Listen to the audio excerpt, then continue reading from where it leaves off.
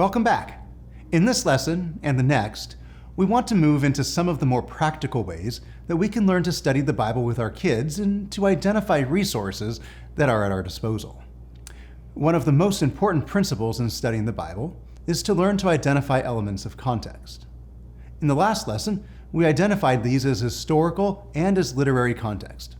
As a reminder, these recognize that the Bible was written by specific people at particular points in time, that God is working through these individuals to share His word with us, but they are using the means at their disposal to communicate this message.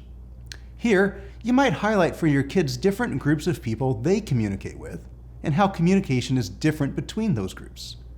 For example, how we talk to grandma will be different from how we talk with neighbors, teachers, or friends.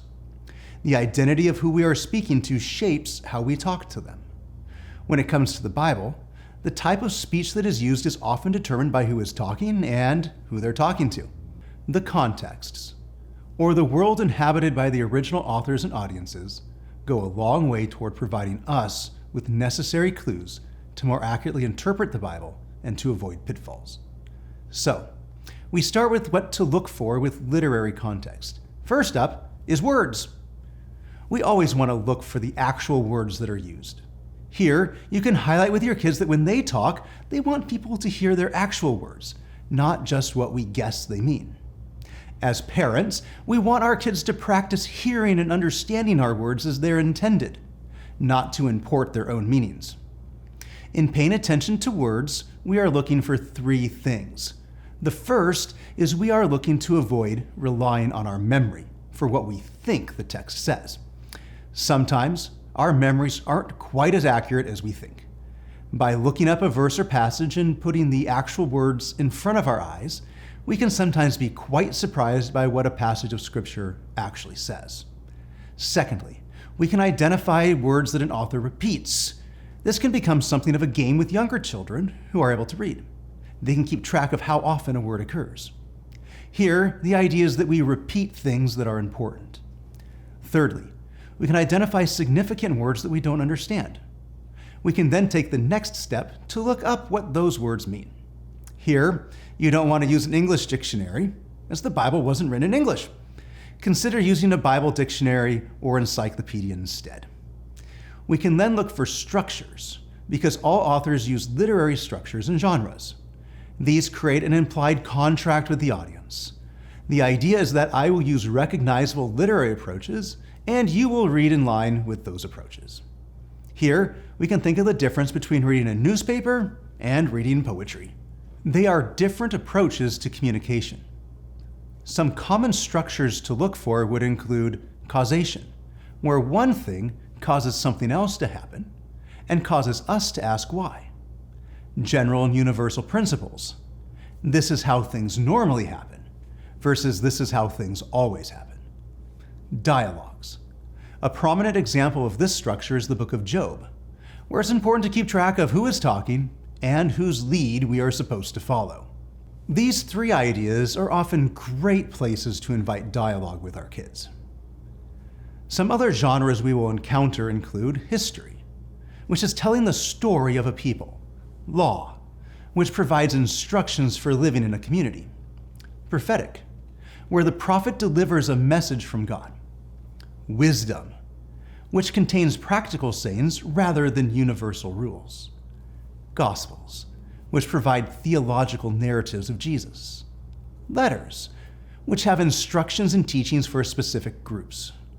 And apocalypse, which brings comfort and confidence to the oppressed. And keeping these genres in mind is important because they help us to read the text as it is intended.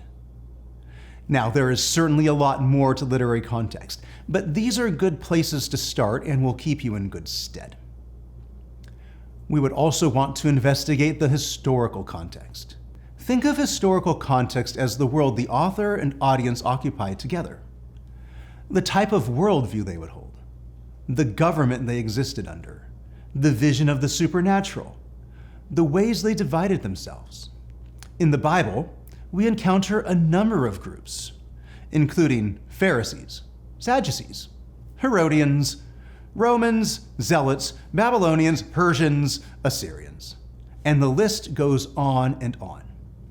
These are groups the original audience knows and which we have to learn about.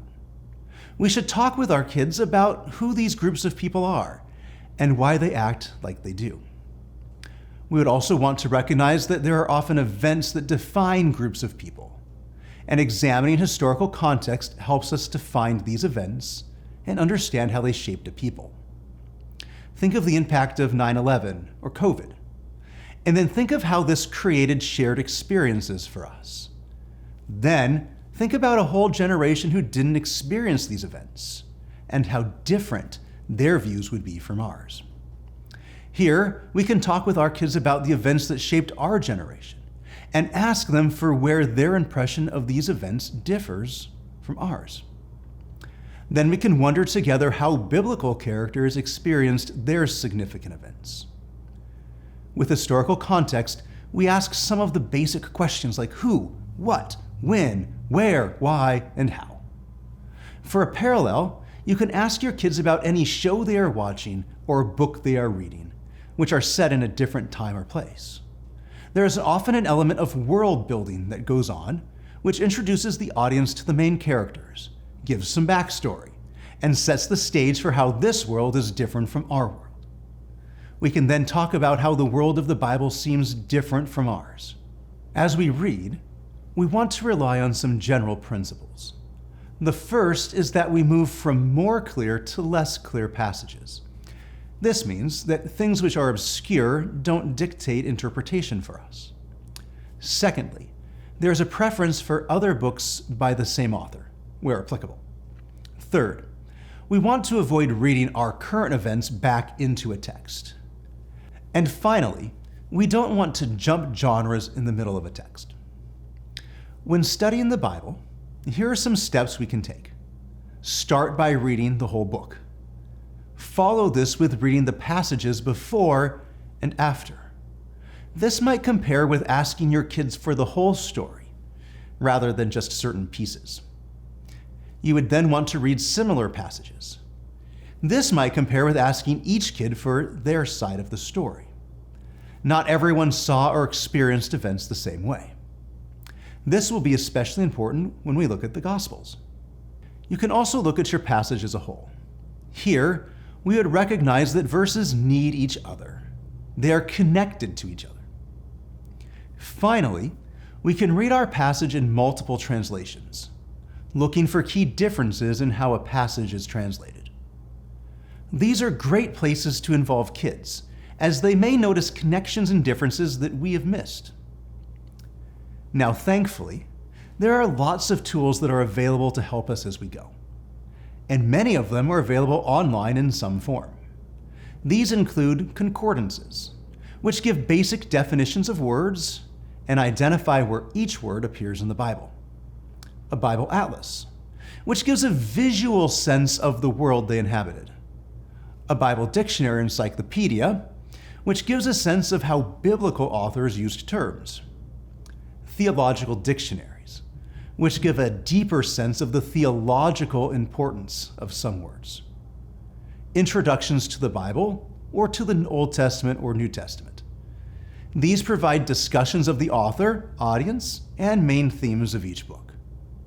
Commentaries, which give you an in-depth look at a particular book, focusing on each verse's historical and literary context.